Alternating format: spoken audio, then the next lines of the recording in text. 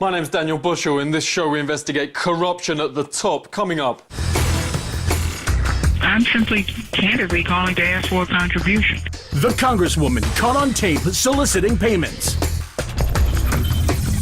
Where your taxes are really going. And lobbying's place among the world's most despicable industries.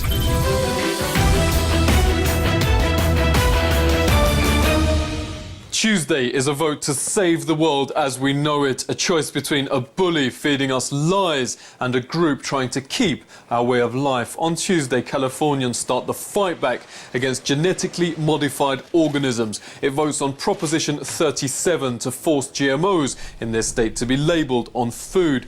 Michelle may plant organics on the White House lawn, but Frankenfood rules the world. 2 in 3 US foods are already genetically engineered, and GM seeds now grow in almost every country around the globe.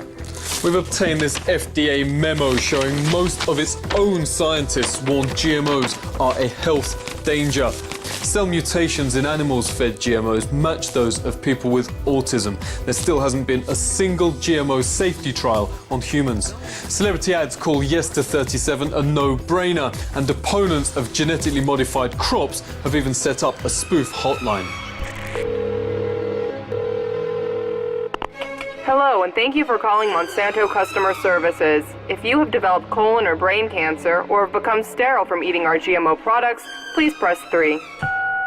Yes on 37's tip to kickstart a global food revolution. Monsanto's now shoveling tens of millions of dollars to politicians in a last-ditch attempt to block that vote. Investigative journalist Anthony Gucciardi has exposed vast collusion between Monsanto and government officials. He joins us now. Anthony, it's great to have you on the show. What I want to know is, why is Monsanto so scared by this vote? Well, it's pretty simple. They don't want anyone to know, number one, that they're even eating GMOs, and number two, what the GMOs are doing to them. If the word gets out, they're ruined. It's the end of Monsanto. We've had multiple hacks on our website, other websites that are covering it. They've gone in, and instead of actually taking down our entire site, they've deleted just key anti-Monsanto articles. Well, let me ask you this. What's been the effect of Monsanto paying politicians? Absolutely. I mean, it owns most, if not all, United States diplomats. And in fact, they've had government officials threaten trade wars, quote-unquote military-style trade wars, against nations that deny Monsanto's biotech crops. Government collusion not only profits Monsanto, it's hiking the price of food. $1 buys the average world citizen this much sugar. In the USA, though, government rules make it up to 4 times more expensive, meaning an American can only get this much. It's all known as the Congress money loop. Corporations bribe key senators in their sector.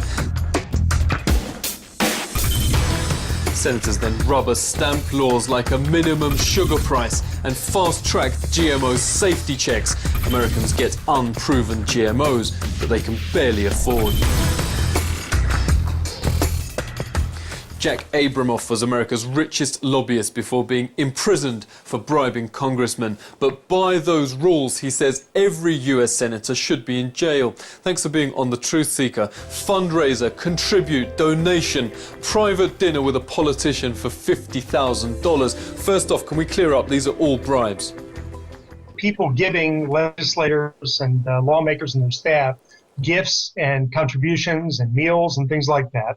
And what I've come to is the epiphany that indeed all of these things ultimately are really just bribes. Yeah, how much is the public paying in kickbacks and subsidies? Virtually all the government is involved in is at this point unconstitutional in this country. The Constitution and the founders of this country had a vision of the federal government. This country has expanded the federal government into every area of our life. So one could look at the special interests as being very much a part of that. You see, the lobbyists are unfortunately behind a lot of these proposals, and what they've left is a legacy of incredible debt and a loss of freedom, which I think Americans are getting sick and tired of. Paying to play makes a killer investment. Fraud king Madoff promised clients 10% a year. Bankers at the height of subprime made 5 times that. Criminals like drug lords and pimps, say police, make on average returns of 100%. Big food firms flick 50 million a year at politicians and in return get direct subsidies of 20 billion. That's a profit of 40,000%.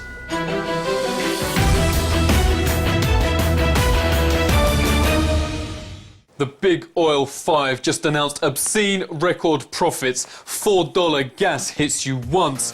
Americans are the Britney Spears of business. $40 billion oil subsidies then hit you, baby, one more time. Hit me, baby, one more time.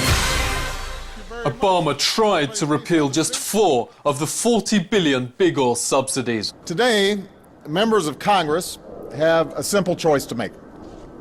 They can stand with the big oil companies, or they can stand with the American people. Right now, the biggest oil companies are raking in record profits. Profits that go up every time folks pull up into a gas station.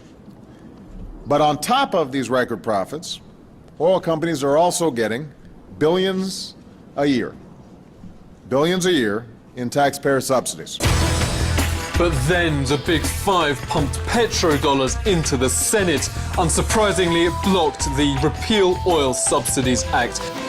This election's one of the most corrupt ever, warns top author Jonathan Alter, after Supreme Court judges ruled political donations can be anonymous and unlimited.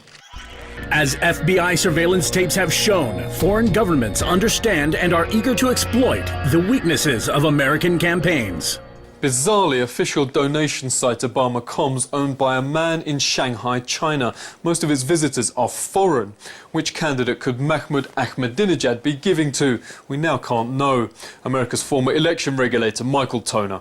Well, I tend to take a more libertarian approach to campaign finance issues, Daniel. I think the emphasis ought to be on real-time internet disclosure. Voters actually do have the ability to sort out how comfortable they are with the type of money, the type of contributors that are associated with various candidates. If politicians won't touch a system they're milking, rewriting the Constitution is the only way, says politics expert Sanford Levinson. He joins us now. How do you actually go about changing the Constitution? Well, the only way to rewrite it, literally, is through a process of constitutional amendment by the Supreme Court of the United States, which is conceivable if President Obama wins the election. And it is inconceivable if Governor Romney wins the election. Let me ask you about this. What do you think about Delegate Norton demanding payments from a lobbyist? Well, there are many people who describe the current system of campaign finance as legalized bribery. My reaction is that this is shocking, but what is equally shocking is that it's probably legal. That not only comes close, but particularly if you use certain magic words, that is bribery. Here's Norton on the lobbyist's answer phone. She's upset that rivals are getting money. This is Eleanor Norton, Congresswoman Eleanor Holmes Norton. I noticed that you have given to other colleagues on the Transportation and Infrastructure Committee. I'm simply candidly calling to ask for a contribution. I'm asking you to give the citizens to Eleanor Holmes Norton, P.O. Box 70626, DC 20024.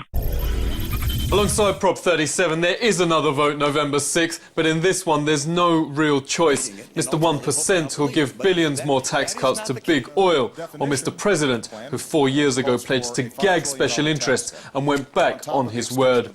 There are other candidates in this election. The corporate-run mainstream media just refuses to let them on. Yet these are the candidates representing the 99%. Professor Mark Hetherington. Neither of the major parties speaks very effectively to the interests of a big chunk of people in the U.S. So yes, third-party movements, can have a disproportionate effect on policy. Whether by demanding change to the Constitution or voting against the Repocrats, Americans deserve better. For the world has changed, and we must change with it. Time for a real change. Seek truth from facts. This is the Truth Seeker.